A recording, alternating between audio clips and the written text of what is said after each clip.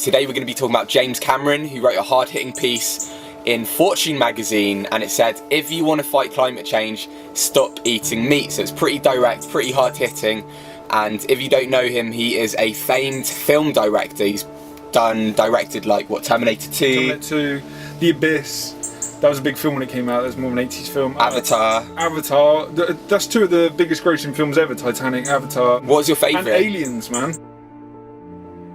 One of the speakers at the event was filmmaker, explorer, and environmental activist James Cameron, probably most famous for Oscar winners Titanic and Avatar. And James Cameron, that one and only, joins me now live from LA. You know, we've got this big crisis with the Syrian refugees pouring into the EU. So you've got this big, immigrant refugee crisis. Well, that's caused by the rise of ISIS and the collapse of Syria as a state. It's now a failed state. Well, why? It all began as a result of a drought. Farms collapsed. 1.5 million farmers moved off their farms into the cities. The government didn't help them. They had no jobs. They rose up to challenge the Assad regime. It resulted in a civil war. And now we have one of the biggest crises in the global map right now as a result of an unprecedented drought that researchers are now connecting to climate change. People think, what's food got to do with climate? Well, this is the big elephant in the room that nobody's talking about. When people think of how we mitigate climate change, they initially think of, coal-fired power plants and tailpipe emissions. Okay, you're good. There's a missing middle, because greater than the entire transportation sector of the entire world is animal agriculture. So here's a place where we can make a huge personal difference, you, me, everybody out there. We don't have to wait to build wind farms. We don't have to wait to build solar plants. We can just change what we eat. Just eat less meat and dairy, and your carbon footprint drops way down. So I eat 100% plant-based. I'm not asking people to do that, but since I do, my water footprint is about half of, let's say, somebody who eats a standard American diet.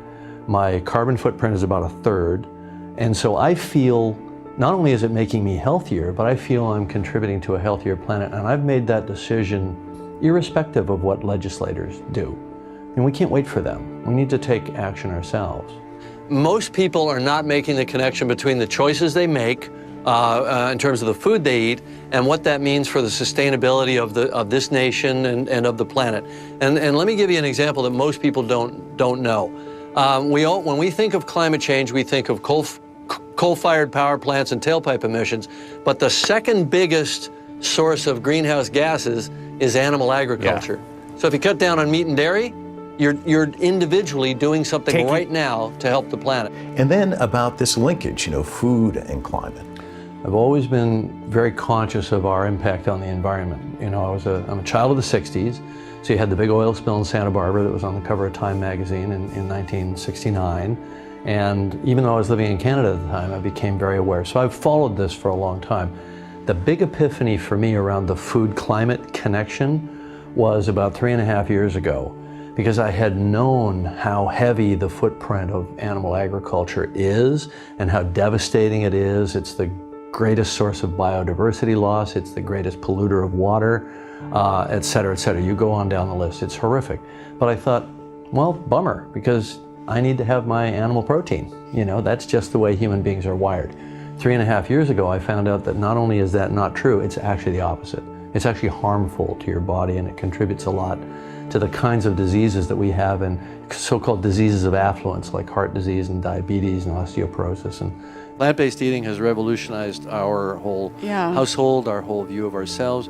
It was the first thing that actually gave me hope about rescuing the biosphere and preventing runaway greenhouse warming, because I didn't see a government that's been hijacked by the coal and oil and gas industry reacting quickly enough. I didn't see the populace who are being fed so much disinformation from rising up and forcing change from policymakers soon enough. And all of a sudden I realized, here's a handy thermostat that we can just turn it all down with. If things get bad enough and people realize it, they can literally make change immediately. Because carbon dioxide coming out of tailpipes is something that's going to be around for hundreds of years. It's got a half-life, active half-life of 100 years. Methane only 12 years. And methane is a big component of agricultural, greenhouse gases. So methane has a big warming effect. Some people say 25 times, some people say 75 times as CO2, depending on how you parse the timeline, but you can switch it off in 12 years. So that's pretty amazing. So I thought, wow, this is a win-win. I just cut out all the meat and dairy. I'm doing my thing for the environment, and I'm doing my thing for myself and my own longevity. And as a father, I need to be around to protect my family, So it just all added up. It was like, wow, where's the bad news in this story? There isn't any. Let me ask you about Food Choice Task Force. Yeah. What is it? How'd you get involved with that? Food Choice Task Force is jointly funded by my Avatar Alliance Foundation, which is a nonprofit, and Craig McCaw, the cell phone, comms mogul, friend of mine, and we're both vegan.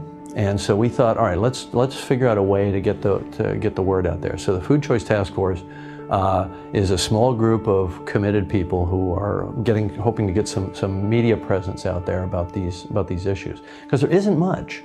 There's no sort of film you can go to. There are only a handful of books. There's not much out there, but the facts are so compelling. Start a garden, grow some lettuce, grow some tomatoes. It's the easiest thing in the world. Eat your own. Watch a tomato grow and eat it. It's like, it's almost seemed miraculous to us in our society. And it's ludicrous. It's for the previous 10,000 years. A tomato was not miraculous, but to kids growing up in the city, watching something grow and then eating it seems like a miracle. My Plate, My Planet. My Plate, My Planet is an initiative of the Food Choice Task Force that we did around, recently here in the US, we had the Dietary Guidelines Advisory Committee, right? So that's a bunch of scientists that the government gets together to tell the USDA and the Human Health and Services Group what they should be doing about food guidelines. And they do it every 5 years. And so this year they did something very unprecedented. These scientists came back and said, we need to put sustainability language into the guidelines. We need to understand this connection between our food choices and the environment and climate change. They made that link for the first time. And they also said, eat more plants and less meat and dairy for the first time. So we thought, all right, we need to roll in behind this. So we did a big publicity campaign around these guidelines. And we actually took, normally there's a comment period. Normally they get about 5,000 public comments.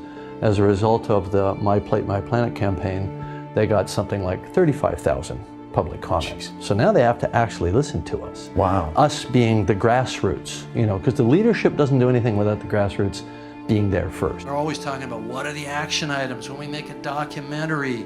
What are we asking people to do? What are the changes they can make in their daily life? Well, I'm going to tell you one. I watched that film, Forks Over Knives. I went into the kitchen. I took everything out of the kitchen that was not a plant. And for 5.5 months, I've eaten only plants. No meat, no dairy, no eggs, no fish. As Sylvia's always saying, if you want to save the fish, just don't eat them. Right? I'm healthier, I've got more energy, my cardio endurance has about doubled. I used to run 20-25 minutes, I'm now running an hour. It's amazing, but setting aside the health benefits, how often do you get that kind of incredible win-win where you can really transform the planet? And it's possible. You got to check the facts for yourself. You're not going to believe it, hearing it from me. But I want to challenge everybody here. If you're an environmentalist, I say, my challenge is, you can't be an environmentalist.